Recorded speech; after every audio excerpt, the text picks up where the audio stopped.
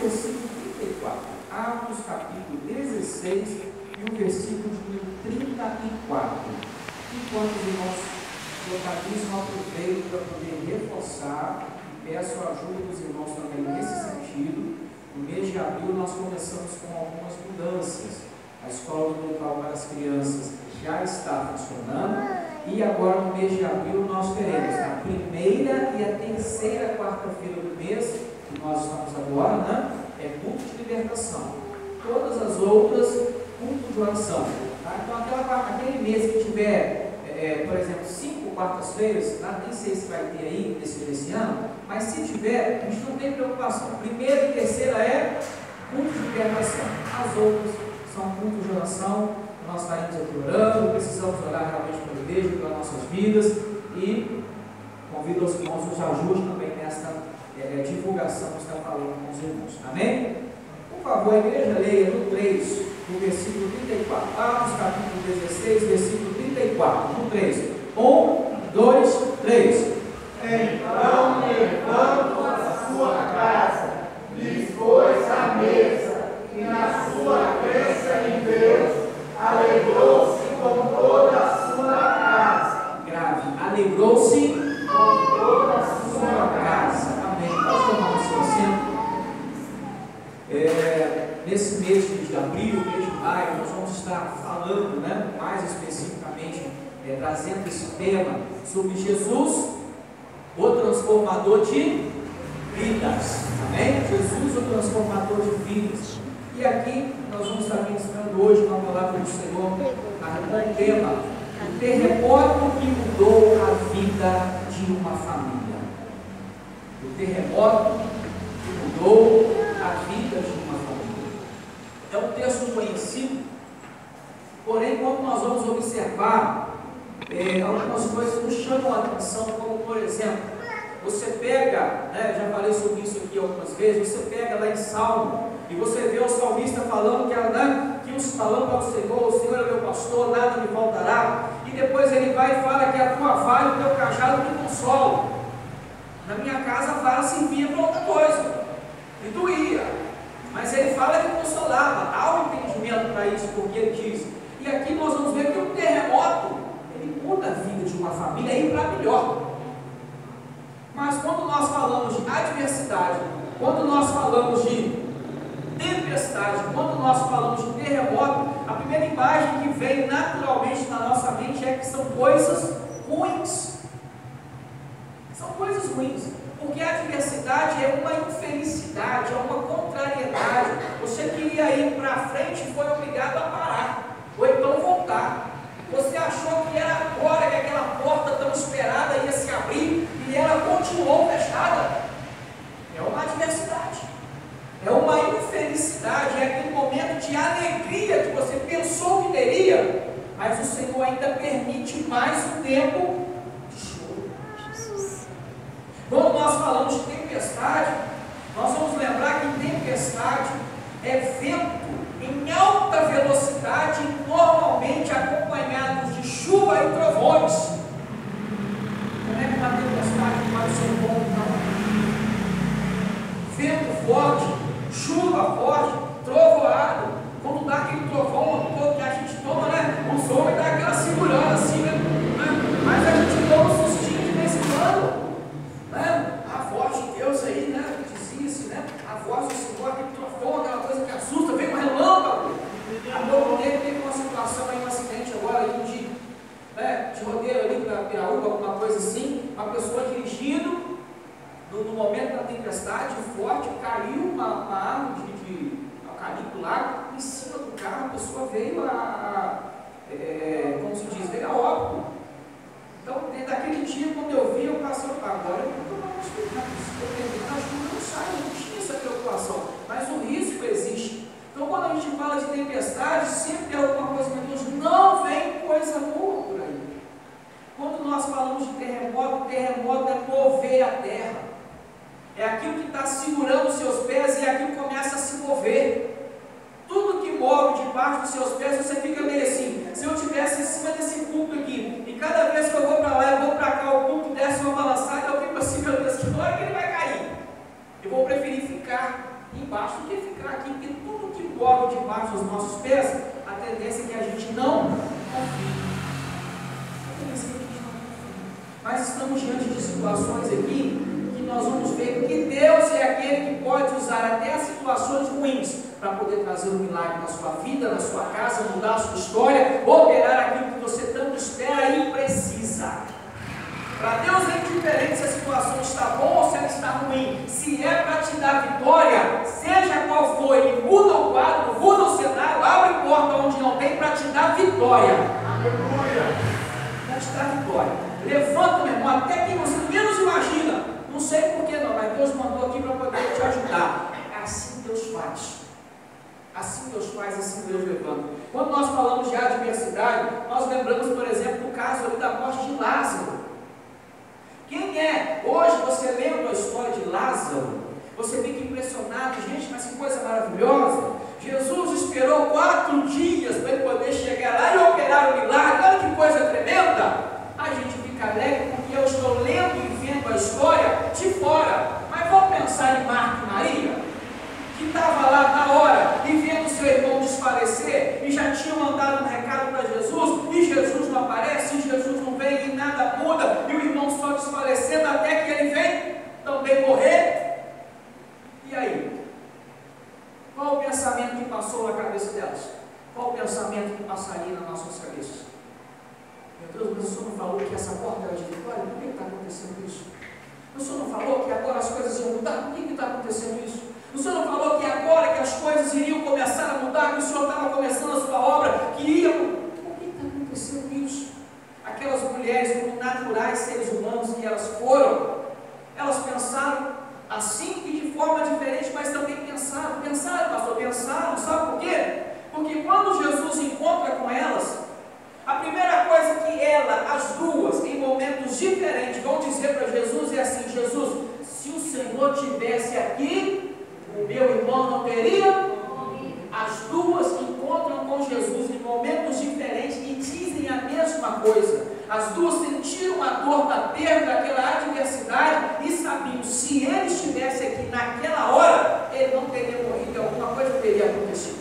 Quando Jesus chega, elas se apresentam diante dele e começam naturalmente a fazer o que com ele? A cobrar. Por que o Senhor não veio antes? Por que o Senhor deixou isso acontecer? Ser humano, como eu e você.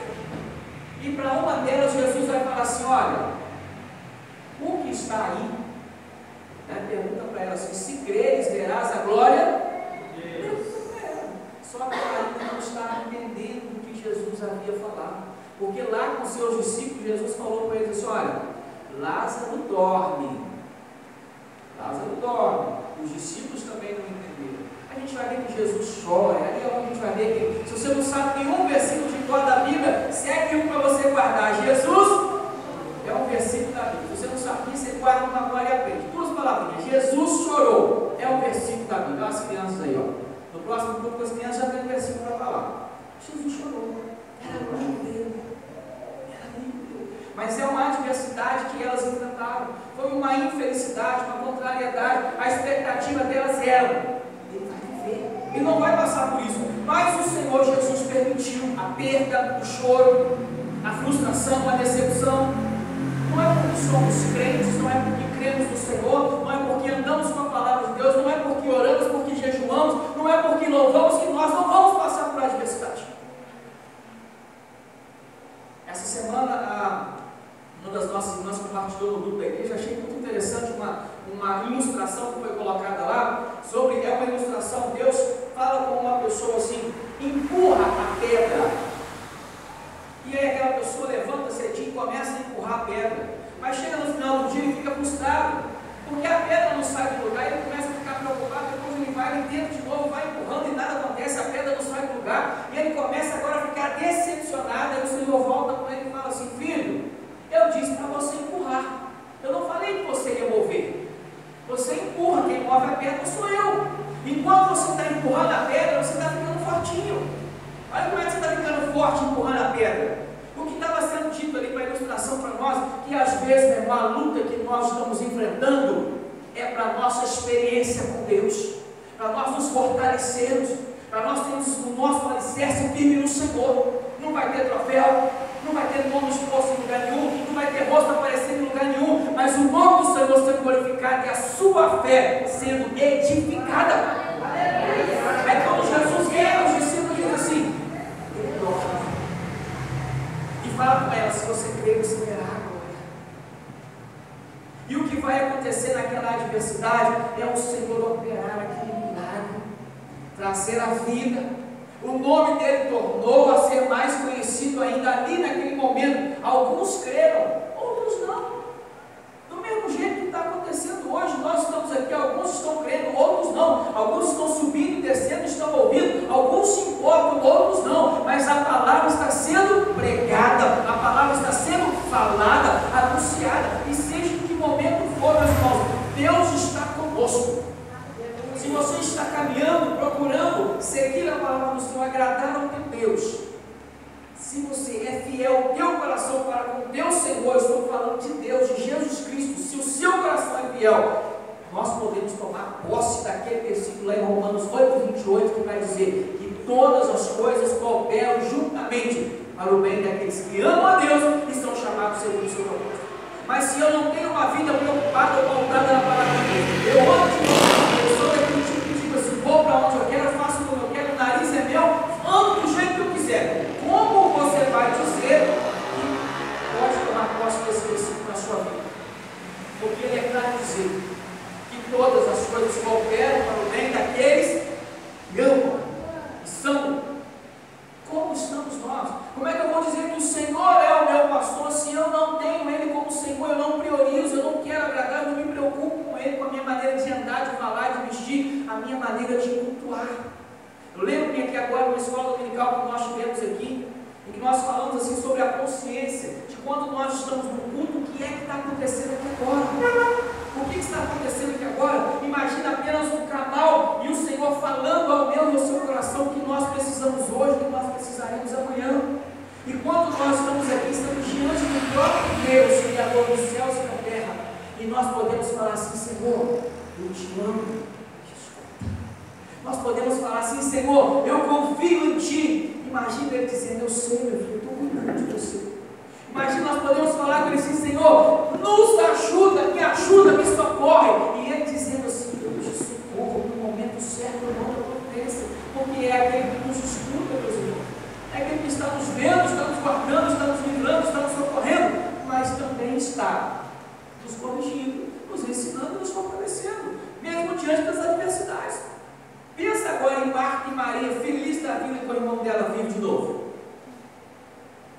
Será que elas pensaram em se arrepender? Sou eu, Diogo, falando. Pensaram em se arrepender. Oh, Jesus, se eu soubesse o que o Senhor ia fazer, você não tinha falado aqui. Se eu soubesse que o Senhor ia operar essa maravilha, eu não tinha falado daquele negócio. O Senhor me perdoa. É igual a gente, meu irmão. Vem a adversidade, vem a luta, vem a tempestade, vem o terremoto, seja como for, a gente já logo vira, joga o balde para cima, chuta tudo e fala, cadê Deus? Cadê Deus? Cadê a sua palavra? Irmão, Ele continua sendo Deus. Se Deus quiser. É Deus, meu irmão. Então nós precisamos saber dentro da palavra do Senhor aonde nós estamos sendo enquadrados nela. Agora, terça-feira, no culto de ensinamento na sede, eu falei sobre isso, compartilhando com os irmãos. Eu preciso saber se eu já consigo comer um alimento sólido da palavra de Deus, ou se eu ainda sou alimentado só com leitinho. Paulo vai falar sobre isso, o escritor aos Hebreus vai falar sobre isso. Eu não pude falar com vós como amadurecidos, eu não pude usar um alimento sólido, mas eu tive que falar com vocês como a recém-nascidos, tratando com leite. Aí eu fiz uma pergunta lá e faço aqui, que tipo de crente é você? Já aguenta um alimento sólido ou é só com leitinho? Pastor, explica isso para mim. Leitinho, é aquela ilustração que a gente vai fazendo com criança, para ensinar quem é Jesus, sobre Deus, sobre a palavra, sobre a Páscoa, sobre o Natal. A gente vai fazendo encenação, aquele jeitinho de aprender com criança. E o alimento sólido é quando nós precisamos ouvir o que Paulo escreveu, dizendo assim, se você está esperando em Cristo só nessa vida, você é um miserável. e aceitar isso como uma verdade para a nossa vida. Ele fala: se esperamos em Cristo só nesta vida, somos os mais miseráveis de todos os homens. É encarar a realidade de saber assim, aonde a minha e a sua fé está alicerçada? Nas coisas da terra ou na promessa que Ele nos fez de estarmos com Ele? Ele veio, anunciou o reino, trouxe o Evangelho, as boas novas, curou, libertou, repreendeu demônios, cegos viram, surdos ouviram, paralíticos andaram, operou maravilhas, mas nunca perdeu o seu propósito. Veio nos anunciar o reino que não é dessa terra. O meu reino não é comida e não é bebida. No meu reino funciona assim: quem quer ser o primeiro, seja o último. Quem quer ser servido, sirva. Ele veio, nunca perdeu o foco. Foi abençoando. Como um pai que abençoa o filho, nós somos abençoados pelo nosso Deus. O Senhor nos abençoou sim, lá na sua casa, na sua família, no seu trabalho, na sua igreja, na sua vida espiritual, na sua vida sentimental. Deus nos abençoa, mas não podemos perder o nosso foco. O nosso foco é Jesus e é estarmos com Ele. É a promessa que Ele nos fez. E às vezes a nossa adversidade que estamos enfrentando é como aquela pedra que estamos empurrando, e ela não vai sair do lugar, mas vai fortalecer a nossa fé, vai fortalecer a nossa esperança. Teremos os nossos olhos abertos para entender: se eu estava esperando na pessoa e no lugar errado, eu tenho que esperar de um lugar só: Jesus. A transformação que eu espero vem de Jesus, o transformador de vidas. A mudança que eu preciso na minha casa vem de Jesus, o transformador de vida. Seja através da adversidade, seja através de uma tempestade. Lembra daquela tempestade que levou o Jonas pela sua desobediência? E aí balança para um lado, balança para o outro, a caixa, né? Ele chega lá e fala para o pessoal assim, depois que lançaram sorte: me joga no mar, porque o problema sou eu. Às vezes a tempestade vem na nossa vida para poder nos mostrar, para mim e para você, que o que está acontecendo, nós temos responsabilidade naquilo. Mas não somos desamparados. Jonas não foi desamparado, nós não somos desamparados. Deus envia o socorro, Deus envia a providência, ele é jogado ao mar, vem o peixe grande, ele é levado para onde Deus queria que ele estivesse, ele faz a obra, e agora ele vai ter que aprender, através do amor de Deus, o que Deus faz quando o povo se arrepende. E ele vai ver ali agora o que acontece na vida daquele povo que se arrependeu pela pregação que foi feita por ele, mas foi Deus agindo, foi Deus movendo. Às vezes a tempestade que você está enfrentando, meu irmão, é para Deus ser glorificado na sua vida. É para Deus ser glorificado na sua vida. E às vezes nós ficamos cantando aqueles hinos, ou então ficamos esperando em palavras que às vezes a gente vê no Facebook, uma frase postada, né? Não, a sua luta que você está enfrentando, amanhã você está no palco, amanhã você está com o troféu, amanhã você é a bola da vez, amanhã você é o estrelato. Meu irmão, pode ser que nada disso vai acontecer, mas o nome do Senhor vai ser glorificado. Aleluia. Para as pessoas olharem para mim e para você, para ser como é que você continua de pé, e você vai poder dizer: o meu segredo é o Senhor. A força fortalece a minha de pé, que me levanta com muita ânimo, fortalece a minha fé, abre os meus olhos, anima os meus pés, olho para eu caminhar, olhando para o Senhor, autor e consumador da minha fé. Quando tudo parece que está perdido, Deus vem e entra com providência. Abre portas, vai chover, você está semeando e não sabe quando vai colher. Você está semeando e está falando: meu Deus, nada está mudando, está um sol quente danado. Mas o Senhor está falando assim: olha, continua, meu filho, na hora certa eu boto a chuva vai regar a terra, a árvore vai crescer, vai dar fruto, vai transportar, o milagre vem. Não tem jeito dele, meu irmão. Enquanto isso, nós vamos dando glória a Deus. Tem um corinho que é assim: eu vou dizendo glória a Deus, eu vou dizendo glória a Deus. Meu irmão, vamos dizendo glória a Deus.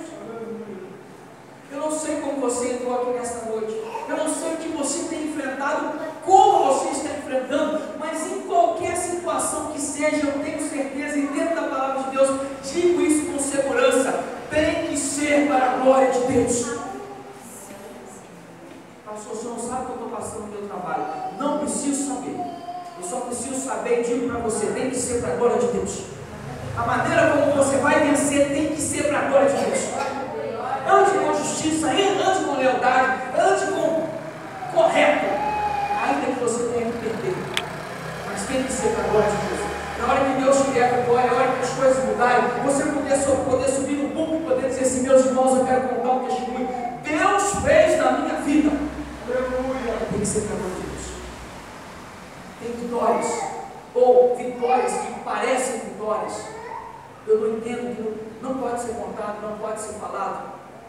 Se Deus fez, o nome dele tem que ser glorificado. Há coisas que às vezes convém nós não contarmos em tanto detalhe, mas basta dizer, meu irmão, achei por isso, Deus enviou providência, foi Deus que me deu vitória. O nome dele tem que ser glorificado. Depois que eu descobri 1 Coríntios 10:31, não há dúvida sobre isso. Quer comais, quer bebais ou façais qualquer outra coisa, faça tudo para a glória de Deus. Vai cantar, querido? Tem que ser para a glória de Deus. Vai orar? Tem que ser para a glória de Deus. Vai vir para a igreja? Tem que ser para a glória de Deus. Vai assentar e poder cultuar? Tem que ser para a glória de Deus. Tem que ser para a glória de Deus. Pastor, eu tentei, eu errei, não tem problema, nós não somos perfeitos, está se cumprindo na minha e na sua vida, Filipenses 1:6. Aquele que começou a boa obra é fiel para cumprir, terminar. Ele está fazendo uma coisa excelente na sua vida e na minha vida. Ele é fiel para poder terminar, e tudo é para a glória dele. E aí, quando nós vamos vendo aqui agora, é um terremoto que mudou a vida de uma família. O carcereiro vai trabalhar num dia comum e de repente chega lá, as autoridades falam: olha só, uma missão para você, tem 2 homens aqui, guarda eles, hein? Quando a Bíblia faz questão de frisar, isso não é à toa, é porque se aqueles presos fugissem, de acordo com o seu costume, o carcereiro era morto. Ele não era mandado embora, ele era morto. Hoje você não faz uma tarefa no seu serviço, você falha, ou seja, o que for, você é dispensado. Lá, se ele errasse, ele era morto. Então eles dão uma missão para ele: ó, cuida desses homens, hein? Não deixa eles fugir. O carcereiro logo já faz o que? Coloca ele lá no cárcere interior, ou seja, lá no lugar mais fechado e escuro que tinha. E além disso, já vai travar os pés e as mãos com correntes. Silas e Paulo já tinham tomado umas lambadas, já tinham apanhado, porque libertaram aquela mulher do espírito de adivinhação, e a cidade começou a ter prejuízo. Os irmãos conhecem a história com relação a isso. Mas Paulo e Silas decidiram fazer uma coisa muito interessante. Eles decidiram fazer aquilo que a dona de casa faz na hora que está fazendo o almoço, lavando vasilha ou roupa. Eu prefiro adorar, eu prefiro adorar. E vai cantando. Ele decidiu fazer aquilo que o marido faz, aquilo que o homem faz, está lá trabalhando, não está vendo o que está acontecendo, ele está lá assobiando, às vezes não canta direito, ele está assobiando, né? Não dá para assobiar, que agora ele vai assobiar. Ou então ele vai ficar lá, vai cantar um hino da harpa. Eles preferiram adorar o Senhor. E sabe o que vai acontecer? Os outros presos não vão zombar deles. Os outros presos não vão perguntar o que eles estavam fazendo. Os outros presos, a Bíblia vai dizer que vão parar para... Quando você está cantando, você nem imagina, tem gente parada te ouvindo. Quando você está confiando no teu Deus, você nem imagina, mas tem gente parada te olhando como pode confiar e crer em alguém assim. Você nem imagina, mas quando você se dedica a adorar ao teu Deus, tem outros que estão observando, querendo entender que segredo é esse. Os outros presos vão ouvir eles cantando. E Deus vai enviar agora um terremoto que vai abalar os alicerces daquele lugar. As cadeias vão ser rompidas. Como eu disse, o terremoto é mover terra, a terra vai ser movida. Eles estavam cantando, o carcereiro estava dormindo, ele acorda com aquele barulho e fica desesperado, porque logo lembrou da sentença: se foge alguém, eu vou morrer. Ele passa a mão na espada para já tentar tirar a sua vida, que é o que muitos querem fazer quando vem o problema, quando vem a adversidade. Ei, cair é bom. Mas o Senhor continua buscando aquele arrependimento. Você pega Saul, você pega Davi, coloca um do lado do outro, faz um paralelo, olha quem errou mais. Mas por que Davi é o bom ser do coração de Deus? Olha como é que ele se arrependia. Olha como é que ele ia para os pés do Senhor buscar Deus. Olha como é que ele se humilhava. Olha como é que ele adorava o Senhor. Olha a diferença do adorador que era Davi. Esse adorador tem que estar aí, com você. Tem que ser eu, tem que ser você. Adorarmos ao Senhor. Eles vão adorar, os prisioneiros vão ouvir, amarrado, o carcereiro acha que está tudo perdido, de repente os dois vidas só não fazem nada com a sua vida, não. Estamos todos aqui, está todo mundo. O carcereiro pega a luz e agora vai entrar dentro de onde eles estavam, para poder ver o que tinha acontecido, e ele faz uma pergunta: o que eu preciso fazer para que eu me salve? Ali, neste primeiro momento, ele está falando da sua vida, porque do jeito que estava, ele estava correndo risco de vida. É a sua preocupação. Paulo e Silas logo vai aproveitar a oportunidade para falar o quê? Ó, crê no Senhor Jesus e será salvo tu e a tua casa. Mas como aí? Eu estou preocupado com a minha vida de morrer e eu sei me falar, crê no Senhor. Quem é esse Jesus? E aí nós vamos ver o versículo dizendo que Paulo e Silas vão pregar para eles. Eles porque o carcereiro leva eles agora para casa. O carcereiro levou para dentro de casa, lá na família. Paulo e Silas estão pregando agora para a família. Na mesma noite, o carcereiro pega Paulo e Silas e vai cuidar das suas feridas, vai lavar, vai limpar. Na mesma noite eles vão ser batizados. Na mesma noite toda aquela família vai receber o que você deu aí no versículo 34 aí, ó. Na sua crença em Deus, toda a sua casa se alegrou. O Jesus transformador de vidas. O Jesus transformador de vidas. O Jesus transformador de vidas que leva esperança. Aonde o homem achou que ia morrer, Jesus estava dizendo assim: não, estou trazendo vida e vida com abundância. Aonde ele achou agora é o meu filho, não é não. Eu estou trazendo uma nova visão, um caminho maior que você nem imagina, crendo no meu nome. E a providência com relação à libertação de Paulo e Silas vem logo em seguida, porque os mesmos que mandaram prender agora mandam soltar, e ainda ficaram com medo depois que souberam que Paulo era romano. Aí é outra história. O ponto nosso aqui, meus irmãos, aqui,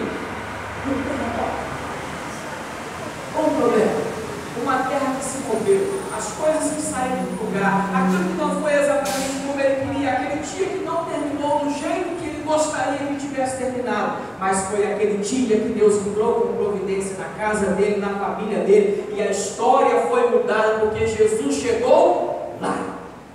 O transformador de vidas está aqui. O transformador de vidas está aqui. É Jesus Cristo, o Nazareno, Filho do Deus Altíssimo. Conhece o seu coração, a sua ansiedade, a sua fraqueza, a sua limitação, conhece as suas falhas, conhece os seus erros e está de braços abertos, esperando e pronto a abraçar e dar mais uma chance. Que foi o que aconteceu com aquela família? Através da história de Jesus sendo contada, sendo pregada, que é a mesma coisa que estamos fazendo aqui hoje, meu irmão e minha irmã, aquela família foi mudada. A vida daquela família foi mudada. O dia a dia daquela família é diferente. O seu andar já não era mais o mesmo. O seu levantar já não era mais com o mesmo propósito. Os seus objetivos já não eram mais o mesmo. Porque aquele que anda com Cristo agora ele tem o objetivo de fazer o quê? Eu preciso adorar e agradar ao meu Senhor. Eu preciso acordar de manhã e saber se eu estou agradando ao meu Senhor. Não há outro propósito para estarmos nesta terra. É aguardarmos a promessa do Senhor, andarmos conforme a sua palavra e nos preocuparmos em agradar ao nosso Deus. Eu não sei como você entrou, como você está, ou como Deus falou com você através desta palavra, mas eu quero orar pela sua vida. Eu quero convidar você a se colocar de pé, por favor. Mas se você não tiver um outro louvor, gostaria que só me ajudasse aqui louvando. Eu não sei, nós temos orado pedindo a Deus, a nossa preocupação é: Senhor, a minha vida e a vida dos meus irmãos precisam ser mudados. Precisamos ser transformados todos os dias, todos os momentos. Nós precisamos nos arrepender, nós precisamos nos entregarmos mais ao Senhor, nós precisamos crer no Jesus transformador de vidas. E eu não estou falando de finanças, eu não estou falando de casamento, eu não estou falando de qualquer coisa relacionada a esta terra. Eu estou falando daquilo que começa de dentro para fora. No Antigo Testamento, a lei, eles olhavam a lei para tentar agradar a Deus para poder se santificar. Agora nós temos a lei do Senhor, nós temos a sua palavra nos nossos corações. É Deus agindo de dentro para fora. Curva a tua cabeça e quero orar por você.